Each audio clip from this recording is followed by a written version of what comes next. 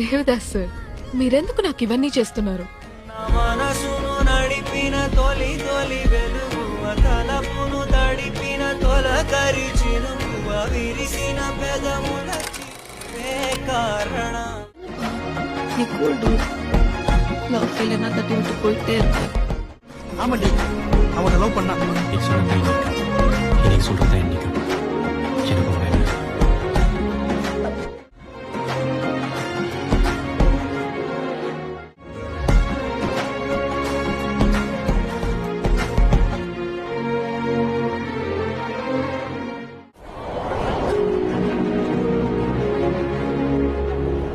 சின்ன வயசுல இருந்தே எனக்கு ஒன்று ரொம்ப பிடிக்கும்.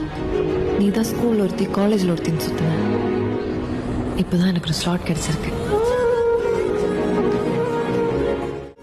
நம்ம கல்யாணம்.